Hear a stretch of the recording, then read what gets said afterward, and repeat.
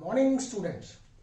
In last lecture we already discussed about electric circuit, but in this lecture we discuss about the closed and open circuit. I already told about some symbols for the electrical instruments. Already told. For the bulb this is the symbol, for the battery this is the symbol, for the closed circuit, closed key, this is the symbol. Yes. Now we discuss about the closed and open circuit. Yes.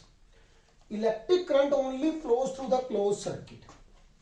If key is off, obviously you have the switch at home. When the switch is off, the bulb is not giving the light. Obviously, the circuit is open. But when the switch is on, the key is on, the bulb start glowing. Open circuit. That is the open circuit. This is the battery, this is the key, this is the conducting wire, and this is the bulb. And the current from here to conventional current. Conventional current. And electron flow from negative to positive. And opposite side is the conventional current. Conventional current. Incomplete circuit is also called open circuit. If a circuit is open, for example, the wire here not connected with the bulb, one side. The circuit is open, bulb not glowing, the charge not flowing, the circuit is not complete. Incomplete circuit is there. Incomplete circuit is called open circuit, and complete circuit is called closed circuit. Yes. If the connecting wires are replaced by non-conducting material, bulb does not glow. This is the activity, student. This is the battery, and here you want to connect the key, battery,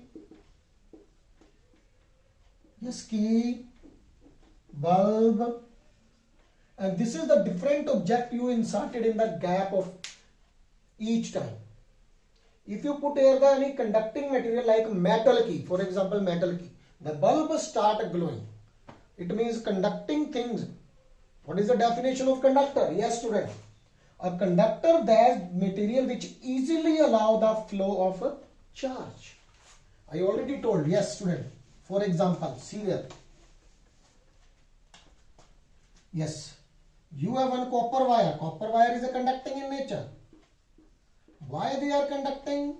Because their electrons are loosely bound. When you apply positive and negative, electron move toward positive and positive move toward negative. Able to eject the electron because the force of attraction. Metal wants to lose the electron easily. That's why lose electron. Free electrons they have.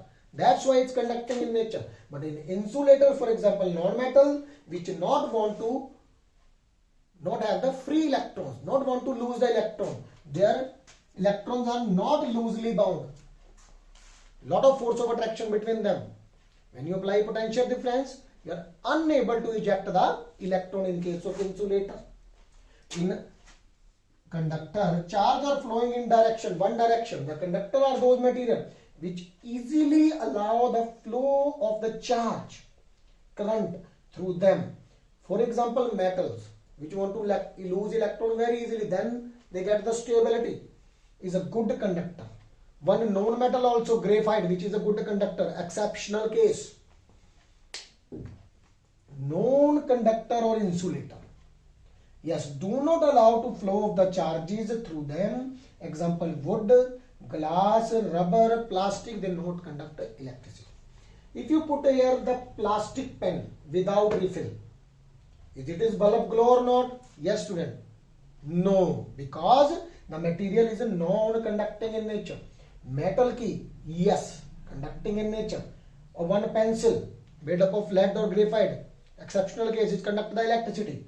That's why it glow. Yes, rubber, not conduct electricity. Glass, not conduct electricity, not conducting in nature. The bulbs do not glow. Now our last topic is, this is the topic conductor and insulator. In book some example also given. You have to revise it. Which we think is a conductor, which we think is a insulator. Now the last topic is the resistance. Yes, resistance, student. Resistance. Resistance, you can say that in Hindi, rukavat. Rukavat. Yes. For example, to take example here of the copper wire, silver, maybe gold, electrons are there, atoms are there, outside electrons.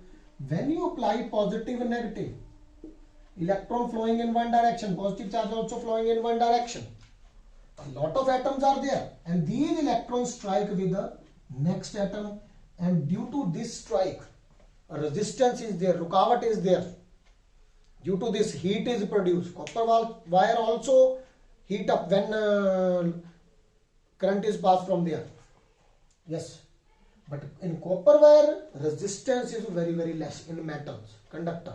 But insulator resistance is very high. Rukavat is very high. Firstly, in insulator, this attraction is very high. But after, when if more energy you supply, then you are able to eject the electron. Then again resistance is there. So it produces a lot of heat. So what is the relation between resistance and current? Yes, resistance and current are always inversely proportional. If more current is there, then resistance is very less. If more resistance is there, then current produces very less. Yes, and vice versa. If R more, resistance more, rukavat more, then I less, and heat energy produce. Obviously, when the rukavat come in the front of the anything, any resistance come in the front of anything, so that produce the heat energy. So resistance more, so heat energy also more. Heat energy produce direct proportion to resistance. Keep in mind. That is a Joule's law is there, which also told that. Yes. Second thing, if R is less, current is more, and heat produce less. Yes. Let us take example. Yes, example. For example, you have a heater is there. In heater, nichrome wire is there. Nichrome wire, which have high resistance. If a high resistance, it produces a lot of heat. Same in the bulb, tungsten filament is there, also produce a lot of heat. They produce light less, but resistance more. That's why heat energy produces more. That's why it is used as a heater. Electric iron also, geyser also. They all have the wire which have the high resistance and a high melting point. Not melt easily. If high current pass, not melt easily. Same tungsten also, high melting point is there. Same fuse wire. In the fuse, one wire is used. But in fuse wire, the melting point is less. Because if a high supply come from the behind, if you put the high melting point wire in the fuse, it not melted. Then our all circuit heated up and that destroy. But if you use the fuse wire of the low melting point, then easily break. Then circuit open, current not, voltage not come in our home, then our circuit you are able to save your from the high voltage. Yes, able to protect our circuit from the high voltage. Yes, resistance is inversely proportional to current, and resistance is directly proportional to the heat. So this is your chapter, students. In next lecture we discuss some back exercise. Yes, thank you.